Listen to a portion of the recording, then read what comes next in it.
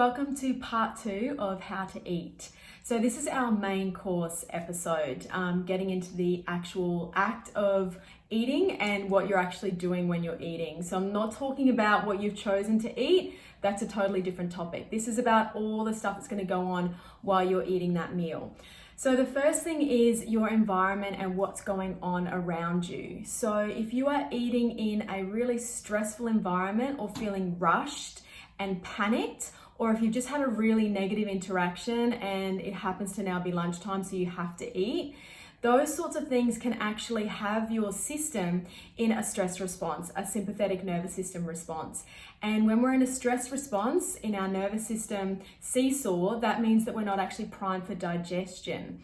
So what tends to happen is you shovel that food in because you've got to get it in, it's that right time of day, or it's just you have to eat. And that food is actually just going to kind of sit there like sort of dead weight in the body because the body is not churning through the machinery of digestion. That's not prioritized when you're in stress. Because if you're in stress, then your physiology is perceiving some external threat, which may just be your boss being cross with you, or it may be your spouse yelling at you or needing to get somewhere in a certain time frame. That's stress, and it still will give a stress response in the body. And when the body perceives stress, digestion is just not a priority. That takes a back seat because we're not usually in the wild out eating when we're also stressed or fighting the saber-toothed tiger or whatever it may be. So whatever you can do to minimize stress around your eating is a fantastic thing to do that's going to aid your digestion. It's going to stop you feeling potentially so much bloat and sluggishness after lunch because you're actually able to digest that food. And if you're not actually able to remove yourself to a less stressed place, sometimes just putting in some earphones and listening to a podcast that relaxes you and makes you feel happy can be really good. Also great advice if you're eating alone, because sometimes your digestion is not at its best when you are alone because you're sort of in isolation and eating is such a social thing. What also comes into this time is the huge topic of emotional eating. So emotional eating, you may have already chosen to sit and eat that pizza, but how much of that pizza you end up eating will really be predicted by your emotional state that you're in when you're eating that pizza. So if you are feeling empty, depleted, sad, lonely, then you're going to eat a little bit more pizza than you might otherwise eat if you're feeling really happy and positive. And it's just hardwired into our system.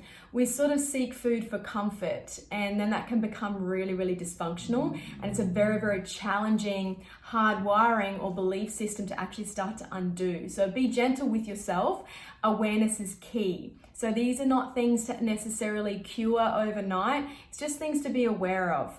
So a really interesting tool is something that I've learned that I really love to use and recommend to others. And it's called the HALT principle, H-A-L-T. So this principle is actually really good for just generally interacting with the world, but it's actually applicable to when you're eating as well and making sure that you're in a prime state for digestion. So the idea is that you avoid eating when any of the HALT principles are in effect in that given moment. So the H stands for hungry. So if you are over hungry, obviously you've gone too far down the track, you really should have already eaten, and you should eat. But just be aware, if you allow yourself to get over hungry, you are less likely to make good food choices. You're more likely to shovel a large volume in before your stomach's had time to catch up, and then you're gonna overeat and potentially eat the wrong things. The A stands for angry.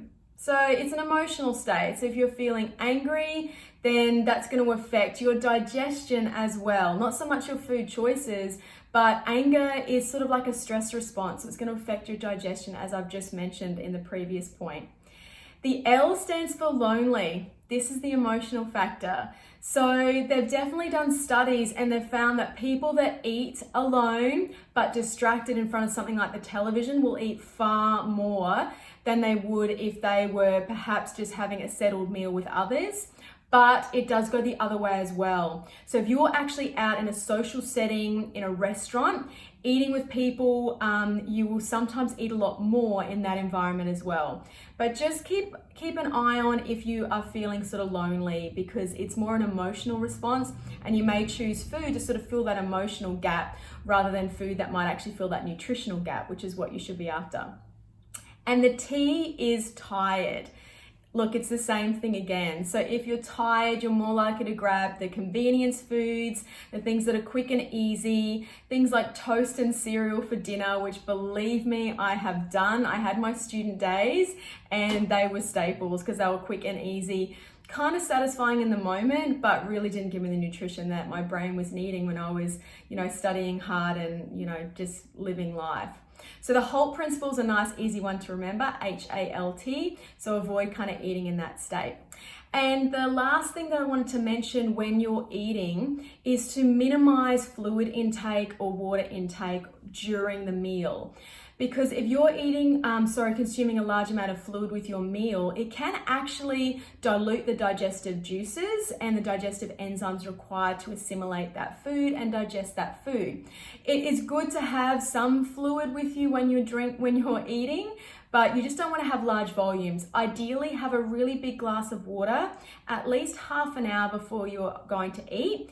Just have a minimal amount of water during your meal. Another option is herbal tea. Ginger tea is a really great option because ginger is really, really great for the digestion. And on Ayurveda, it's believed that ginger keeps the Agni, the digestive fire, burning. And that's really what we need. We need that digestive heat in order to digest our food, so we don't have that sort of bogged, heavy, undigested sense that we've sort of got food sitting in our stomach that's not going anywhere, that sense that you've sort of eaten too much. So ginger tea can be really, really good for that. So there your how to eat when you're actually eating your meal. And next week, we're going to be talking about the third and final part of this little 3-part series, the dolce, the dessert. So that's looking more at more after your meal or in that sort of later half of things. So look forward to seeing you again next week.